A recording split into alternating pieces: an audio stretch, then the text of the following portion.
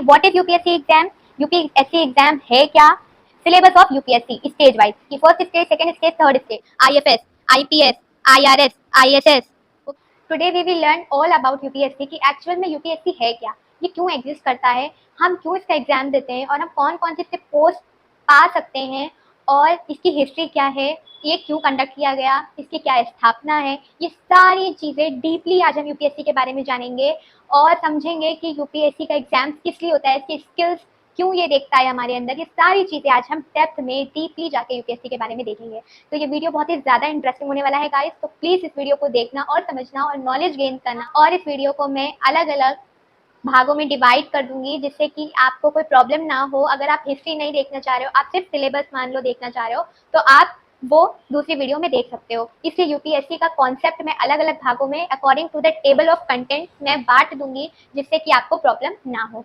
So just let's get started with our first table of content. Firstly, we will see the table of content. Then we will start a topic about UPSC.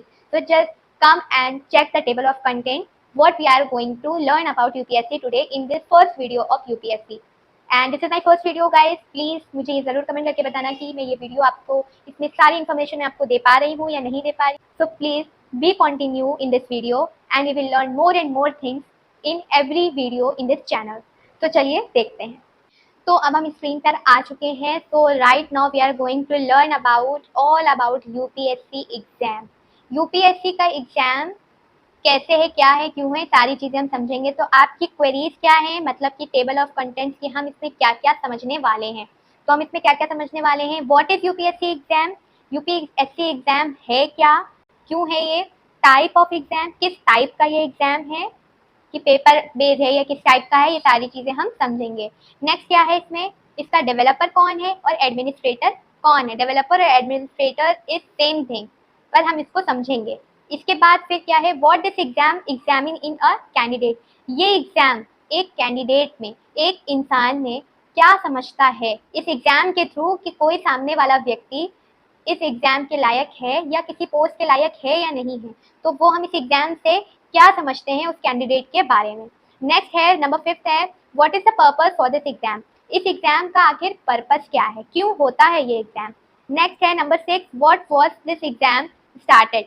कब ये exam start हुआ था, how when was this exam started, कब ये exam start हुआ था। Firstly किसने ये एग्जाम कब कहाँ कैसे दिया था। Then we will understand about time duration of the exam, कितना समय लेता है, कितने समय का ये ड्यूरेशन, कितने समय का ये होता है exam. What is the grade and score range of exam. Grade यानी कि स्कोर कितना इसमें आना चाहिए, कितना स्कोर आना चाहिए इसमें कि हम इस एग्जाम को पास कर सकें। When do this exam offers, ये एग्जाम कब कब आता है ईयर में, ठीक है। ये चीज़ें हम इसमें काफ़ी विस्तार से समझेंगे। नेक्स्ट है how many attempts can we give in exam, कितने अटेम्प्ट हम एग्जाम में दे सकते हैं। In which country this exam conduct, कौन सी कंट्री में ये एग्जाम कंडक्ट किया जाता है। How many languages this exam, इस एग्जाम में कितनी लैंग्वेजेस हम देखते हैं, कितनी लैंग्वेजेस में ये एग्जाम हमसे लिया जाता है। What is the eligibility criteria of this exam, eligibility criteria इस एग्जाम का क्या है। एलिजिबिलिटी क्राइटेरिया हम उसे कहते हैं कि हमारी एज, हमारा क्लास या जो भी हमने 10+2 कंप्लीट किया या ग्रेजुएशन कंप्लीट किया उसे हम कहते हैं एलिजिबिलिटी, ठीक है। List of services in the exam, अब लिस्ट ऑफ सर्विसेज हम देखेंगे कि सर्विसेज हमें कितने टाइप की से मिलती हैं, जैसे कौन कौन सी हमें पोस्ट मिलती है, आईएएस मिलती है, पीसीएस मिलती है। तो ये हम देखेंगे कि इस एग्जाम के थ्रू हमें कौन कौन सी पोस्ट मिलती है। नेक्स्ट हम देखेंगे syllabus of UPSC stage wise, जो इसकी स्टेज होती है, स्टेज यानी कि first stage, second stage, third stage. तो इसके वाइज हमारी क्या क्या सिलेबस होती है, इसमें हमें कौन कौन सी बुक्स, कौन कौन सी चीज़ें हमें पढ़नी चाहिए, ये हम सिलेबस नंबर 15 में देखेंगे। नेक्स्ट हम देखेंगे 16 में प्रोसेस ऑफ अप्लाइंग, इसको किस तरीके से हम अप्लाई कर सकते हैं। 17 में हम देखेंगे brief history of UPSC, normal brief history हम यूपीएससी के बारे में देखेंगे। काफ़ी चीज़ें इसमें आपस में मैच कर जाएंगी, तो आपको एक नॉर्मल टाइटल दे दिया गया है जिससे कि आप ये सारी चीज़ें समझ सकें। तो ये सारा टेबल ऑफ कंटेंट है जो कि आपकी क्वेरी रहेगी कि एग्जाम कैसे है, क्यों है, कब हुआ, ये सारी चीज़ें हम यूपीएससी के बारे में इस वीडियो में आज समझेंगे। तो ये सारी चीज़ें मैं आपको एक वीडियो में नहीं बताऊंगी, क्योंकि मैं आपको इसमें से सिर्फ एक कवर करूंगी, 2 कवर करूंगी, और मैं आपको इस टॉपिक वाइज डाल दूंगी कि आप कौन सा चीज़ सर्च करना चाह रहे हैं। क्योंकि अगर मैंने ये सारी चीज़ें आपको इसमें बताई तो फिर आप नहीं देख पाओगे, क्योंकि ये बहुत ही लंबा रह जाएगा। तो मैं टॉपिक वाइज डालूंगी। फॉर एग्जाम्पल अगर आपको एग्जाम कैंडिडेट कैसा चाहिए ये चीज़ आपको नहीं जाननी है फॉर एग्जाम्पल, तो फिर आपको खाली अगर सिलेबस देखनी है तो ये चीज़ मैं अलग डाल दूंगी। तो इस तरीके से मैं आपको ये बात बता रही हूँ। तो इसमें हम अभी सिर्फ वन टॉपिक ही कवर करेंगे, सिर्फ ये वाला टॉपिक। चलिए अब हम इस वीडियो को स्टार्ट करते हैं। What is UPSC exam? हम पढ़ेंगे पहला टॉपिक यूपीएससी एग्जाम क्या है। ठीक है, तो यूपीएससी एग्जाम है क्या, ये चीज़ें आज हम समझेंगे। एग्जाम को समझने से पहले हमको समझना होगा यूपीएससी को। ठीक है, एग्जाम तो सब समझते हैं लेकिन यूपीएससी एग्जाम क्या है एक्चुअली, इसकी हिस्ट्री भी आज हम समझने की कोशिश करेंगे। Before understanding about the exam, firstly we have to know about UPSC. UPSC commonly abbreviated as Union Public Service Commission. So Union Public Service Commission abbreviated है यूपीएससी। ठीक है, तो यूपीएससी जो है, UPSC commonly abbreviated as Union Public Service Commission. तो जो UPSC है उसे हम यूनियन पब्लिक सर्विस कमीशन कहते हैं, जो यूपीएससी का फुल फॉर्म है। It is India's premier central recruitment agency. ये क्या है? ये एक हमारी एजेंसी है ना, इसे ये हमारी एक एजेंसी है। ये इंडिया की एक बहुत बड़ी एजेंसी है रिक्रूटमेंट के लिए, जो कि ग्रुप ए के ऑफिसर्स होते हैं। ग्रुप ए के ऑफिसर्स कौन होते हैं? ग्रुप ए ऑफिसर्स क्या होता है? ग्रुप ए के जो ऑफिसर्स यानी जिनको हायर एडमिनिस्ट्रेशन मिलती है, जिनको हायर अपॉर्चुनिटी ये दी जाती है, for example IAS, IFS, IPS, IRS, ISS. Okay, तो ये जो जितनी भी हैं ये सारी ग्रुप ए के ऑफिसर्स में आते हैं। बाकी जो छोटे छोटे ऑफिसर्स होते हैं वो ग्रुप ए के बाद बी सी डी ऐसे आते हैं। ठीक है, ये इसकी वीडियो में अलग आप लोगों के बना के समझाऊंगी। Group A officers under government of India, government of India के अंडर में रहेगी ये एजेंसी। एग्जाम के लिए हमारी जितनी ऑर्गेनाइजेशन यानी कि हमारा जो कमीशन है, जिसको हम ऑर्गेनाइजेशन कहते हैं, पब्लिक कहते हैं, उनको सर्विस प्रोवाइड करने के लिए। ठीक है, नेक्स्ट है आगे, it is responsible for appointments to and examination for the group A post of several central government establishments which also include the central public sector undertaking। अब सबसे पहले तो हम ये जानेंगे सेंट्रल गवर्नमेंट एस्टैब्लिशमेंट्स क्या होता है। सेंट्रल गवर्नमेंट एस्टैब्लिशमेंट्स वो होता है जो कि सेंट्रल गवर्नमेंट होती है। सेंट्रल गवर्नमेंट क्या होती है? जो कि हमारी नॉर्मल इंडिया की सरकार होती है, क्योंकि एक स्टेट गवर्नमेंट होती है। तो सेंट्रल गवर्नमेंट जो है इस्टेब्लिशमेंट इसका जो इंक्लूड इसके अंदर कौन कौन इंक्लूड होता है? बाकी अदर कंपनीज भी इस यूपीएससी में इंक्लूड होती हैं, जो कि इस सरकार को प्रॉफिट कराती है। और जो ये लिखा है सेंट्रल पब्लिक सेक्टर अंडरटेकिंग, इसका मतलब होता है कि जो कंपनीज हैं which are established either by nationalization, वो हमारे इंडिया नेशनलाइजेशन के थ्रू इस्टेब्लिश की गई है, स्थापित की गई हैं हमारी कंट्री के थ्रू। जो executive order of government like products to service, जो हमें प्रोडक्ट्स और सर्विस का अफोर्डेबल प्राइस में सिटीजनशिप से पैसा लेकर गवर्नमेंट को प्रॉफिट कराता है, वो पीएसयू यानी कि पब्लिक सर्विस अंडरटेकिंग पीएसयूज होते हैं, जो कि इस यूपीएससी देखिए ब्रीफ में अगर हम समझे, यूपीएससी हमारा इंडिया का यूपीएससी एक एजेंसी है। ठीक है, इस्टेब्लिश की गई है, it is registered agency of government of India. ठीक है, ये पहली चीज हो गई। नेक्स्ट हमने क्या बोला है कि ये हमें ये ग्रुप ए के जितने ऑफिसर्स होते हैं वो सबको रिस्पॉन्सिबिलिटीज देती है।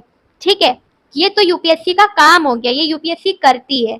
ठीक है, अब सेंट्रल गवर्नमेंट एस्टैब्लिशमेंट जो कि जिसमें सेंट्रल गवर्नमेंट तो आती है यूपीएससी में सेंट्रल गवर्नमेंट आती है भाई। अगर इस एग्जाम को किसी ने हाई लेवल पे क्रैक किया तो वो सेंट्रल गवर्नमेंट जाएगा ना, डायरेक्ट वो आईएफएस ऑफिसर बनेगा, डीएम बन जाएगा, है ना। क्यों उसको छोटे में रखा जाएगा? तो सेंट्रल गवर्नमेंट इसमें इंक्लूड हुई ना। नेक्स्ट क्या है, इसी के साथ और कौन सी कंपनीज इंक्लूड है? पीएसयूज यानी कि पब्लिक सेक्टर अंडरटेकिंग भी इंक्लूड है। ठीक है, जो कि नेशनल हमारे नेशन से इस्टेब्लिश की गई है, वो यानी कि रजिस्टर्ड कंपनीज हैं। ये क्यों होती हैं उसके बारे में भी मैंने समझाया। ये इसलिए होती है ताकि ये गवर्नमेंट को प्रॉफिट दे सकें। ठीक है, ये गवर्नमेंट को प्रॉफिट देती हैं, राइट टू पावर देती हैं। ठीक है, ये सारी चीजें हमको इसके थ्रू मिलती है। तो ये तो यूपीएससी के बारे में हो गया। अगर ब्रीफली इसके बारे में समझे तो यूपीएससी एक एजेंसी है जो कि एग्जाम कंडक्ट करती है। नेक्स्ट है, why department of personnel and training is the central personnel agency in India. जैसे department of personnel and training, department of personnel and training क्या होता है? Department of personnel and training, जिसको हम DOPT के नाम से जानते हैं, is concern with the formulation of policy and the watchdog of the government, ensuring that certain accepted standards and norms as laid down by it for followed by all ministries, departments in the recruitment, regulation of service conditions and posting, transfer and deputing of personnel as well as other related issues. So personal agency कौन होती है? Personal is not a PERSONAL, it is PERSONNEL, personal agency. ये क्या work करती है? ये हमें personal and training, जिसको हम DOPT कहते हैं, कि वो मिनिस्ट्री है जो कि एक्सेप्ट करती है और निगरानी रखती है। वॉच डॉग मीन्स निगरानी रखती है गवर्नमेंट के उन नॉर्म्स में, उन स्टैंडर्ड्स में। नॉर्म्स और स्टैंडर्ड यानी कि पोस्ट में जो कि फॉलो करती हैं मिनिस्ट्रीज को मतलब कि पर्सनल वो होती हैं, पर्सनल वो डिपार्टमेंट होते हैं जो लोगों की नहीं, जो पोस्ट की निगरानी रखती है, जो सर्विसेज दी जाती है। निगरानी का मतलब for example it solely control the cadres. ये किसको कंट्रोल करती है? कैडर्स को। कैडर्स कौन होते हैं? Group of people chosen and trained for a particular purpose. Cadres वो होते हैं जो ग्रुप ऑफ पीपल, जैसे IAS का ग्रुप, दैट आर कॉल्ड कैडर। क्योंकि ग्रुप ऑफ पीपल को हम क्या कहते हैं इन इंग्लिश?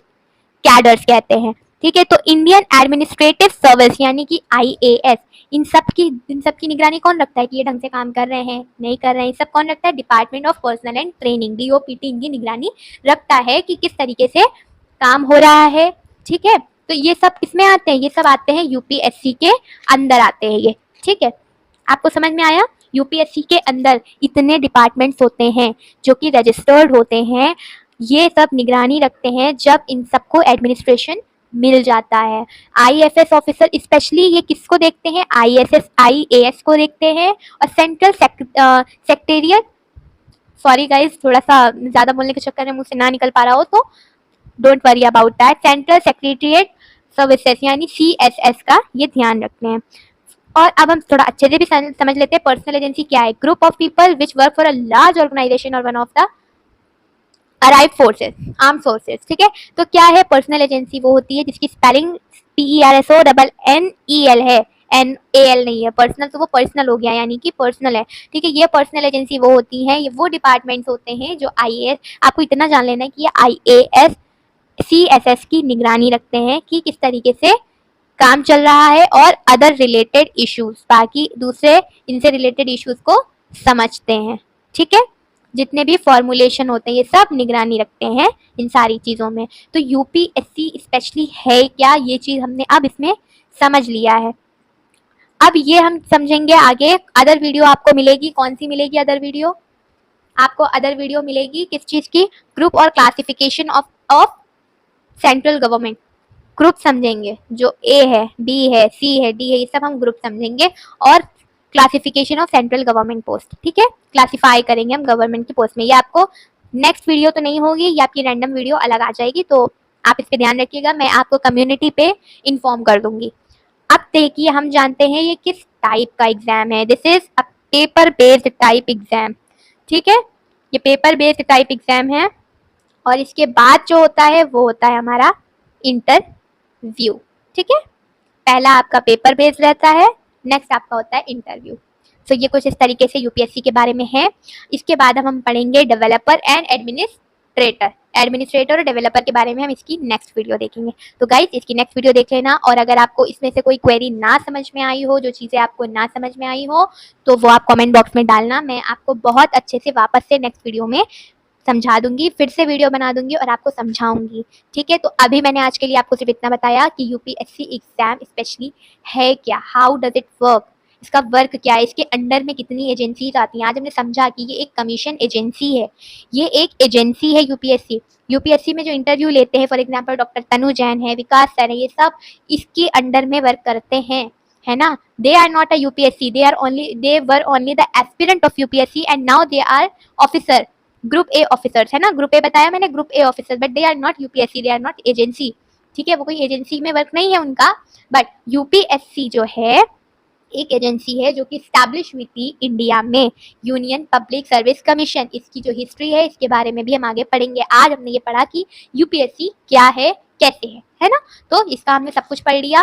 अब थोड़ा सा ब्रीफली और समझ लेते हैं, जिससे कि आपको अगर ना समझ में आया हो तो आपको दोबारा कमेंट ना करना पड़े कि क्या है। ठीक है, इसके अंदर बहुत सारे PSU आते हैं, यानी कि पब्लिक सेक्टर अंडरटेकिंग्स आती हैं। ठीक है, PSU क्या है? ये PSU एक कंपनी है, ये एक एजेंसी है, इसके अंडर में कंपनीज रहती हैं जो गवर्नमेंट का फायदा कराती हैं, ठीक है। सेंट्रल गवर्नमेंट इसके अंडर में है, इसके अंडर में और ये वाली कंपनीज हैं, ये कंपनी नेशनलिज्म इस्टेब्लिश की गई थी, रजिस्टर्ड कंपनी है ये, ठीक है। फिर इनका इनका पर्पस ये होता है कि ये गवर्नमेंट का प्रॉफिट कराती हैं, है ना। और हमारे पास राइट है, हमारे पास पावर है कि हम इलेक्ट कर सकते हैं किसी भी इंसान को, जो अगर जनता चाहती है किसी को इलेक्ट करना। बाकी यूपीएससी एक ऐसी एजेंसी है जो लोगों के टैलेंट पे, उनकी स्किल्स पे उनको वो अपॉर्चुनिटी देती है, वो एडमिनिस्ट्रेशन देती है, जिससे कि वो हमारे देश को, हमारे स्टेट को, हमारी union territory, union service commission को संभाल सके, हमारी यूनियन पब्लिक को संभाल सके, ये यूपीएससी करती है। All right. एंड इसके बाद हमने क्या पढ़ा, department of personnel and training. इसके अंदर department of personnel and trainings के भी डिपार्टमेंट्स आते हैं, ठीक है। इसके अंदर कौन कौन से डिपार्टमेंट्स आते हैं, पर्सनल ऑफ एजेंसी के डिपार्टमेंट्स आते हैं, जो कि क्या काम करते हैं, जो कि निगरानी रखते हैं हमारे ऑफिसर्स पर कि उनका क्या फॉर्मुलेशन चल रहा है, वो किस तरीके से वर्क कर रहे हैं ना, उनका फॉर्मुलेशन क्या चला, किस तरीके से वर्क कर रहे हैं, वो कैसे मिनिस्ट्रीज को फॉलो कर रहे हैं, वो जनता का कहना सुन रहे हैं, जो जनता चाह रही है, जो बोलना चाह रही है, वो चीज़ें समझ रहे हैं कि नहीं समझ रहे हैं, है ना। सर्विस कंडीशंस क्या अप्लाई हो रही हैं, क्या उनकी पोस्टिंग है, ये भी चीज़ें वो देखते हैं, ठीक है। और दूसरे इश्यूज भी देखते हैं, है ना। और ये सारी चीज़ें आईएएस, सीएसएस, आईपीएस, ये सारी चीज़ें कौन सी एजेंसी संभालती है, वो संभालती है department of personnel and training agency, DOPT. इसके अंडर में भी, ये तो हमने सारी एजेंसी का एक जोड़ बता दिया, एक तोड़ बता दिया कि ये है, लेकिन इसके अंदर नाम है एजेंसीज के कि कौन सी एजेंसी संभालती है ना। इसके बाद हमने पर्सनल एजेंसी के बारे में समझ लिया, ये कौन है, ये ग्रुप ऑफ पीपल है जो कि काम करते हैं लार्ज ऑर्गेनाइजेशन, यानी लार्ज ऑर्गेनाइजेशन हम किसको कह देंगे, पब्लिक को कहेंगे कि ये एक ऐसा ग्रुप ऑफ पीपल है जो कि बड़े बड़े ऑर्गेनाइजेशन के लिए, इवन आर्म्ड फोर्सेस के लिए भी काम करता है ना। ये सारी चीज़ों के लिए काम करता है। अब हम ग्रुप्स के बारे में, ये जो मैंने अभी भी बोला था, ग्रुप्स के बारे में समझेंगे कि क्लासिफिकेशन और सेंट्रल गवर्नमेंट पोस्ट कैसे ग्रुप्स में बटी हुई है, ये सारी चीज़ें समझेंगे। और सेकंड मैंने आपको बताया कि किस टाइप का ये पेपर होता है, ये पेपर होता है पेपर बेस्ड टाइप। इसमें आपको ना तो ऑनलाइन देना होता है और ना ही इसमें आपका कोई और तरीका है, ये सिर्फ पेपर बेस्ड है, आपको वहाँ पे जाके लिखना होता है, ऑब्जेक्टिव टाइप होता है, सारी चीज़ मैं आगे भी आपको बताऊंगी। और प्लस होता है इंटरव्यू, बिकॉज ये पेपर बेस्ड नहीं है तो आप बोलोगे कि इंटरव्यू भी तो होता है, that is not a paper based. तो इंटरव्यू अलग से होता है जो कि आपकी स्किल्स की पर्सनैलिटी स्किल्स देखी जाती है, दैट इज पर्सनैलिटी टेस्ट, ठीक है। आज के लिए मैंने आपको ये 2 टॉपिक्स बता दिए हैं, अच्छे से समझ लो कि यूपीएससी है क्या। Then we will understand about developer and administrator and the history of UPSC in upcoming videos. Just wait for videos. If you have any query about anything else, please comment down in the comment section. I will try to answer of your all questions. And yes, please like, share and subscribe. I love you all. And yes, you are the best strugglers in your life. So please struggle करते रहो, अच्छे से पढ़ाई करो, knowledge कभी खत्म नहीं होती है। नॉलेज इज अ पावर जो कि आपको जमीन से लेकर आसमानों तक पहुंचाती है। एक ऐसा पावर है इस पेंसिल में, इस नोक में आपकी ताकत होना चाहिए कि आप एक सिग्नेचर कर दो तो वो सिग्नेचर आपकी साइन आपकी जरूरी पड़ जाए इंसान के लिए। आप इस तरीके से करो, अपनी पेन में, अपनी नोक में, अपने हाथ में ताकत रखो, अच्छे से पढ़ाई करो, अच्छे से नॉलेज गेन करो, क्योंकि knowledge is a power and knowledge जितनी भी ले लो उतनी कम है। Try to memorise everything, try to understand everything, try to analyse everything and also कोई भी चीज़ को छोटा मत समझो, हर चीज़ बड़ी है, बस अपने दिमाग में रखो और चीज़ों को सिर्फ समझते जाओ। लाइक शेयर सब्सक्राइब करना तो बिल्कुल भी मत भूलो, क्योंकि मैं आपको बहुत ही अच्छी अच्छी वीडियोस देने वाली हूँ, बहुत प्यारी प्यारी वीडियोस आपके लिए मैं पोस्ट करने वाली हूँ। तो प्लीज़ बेटा, try it and learn it and I love you all. Bye.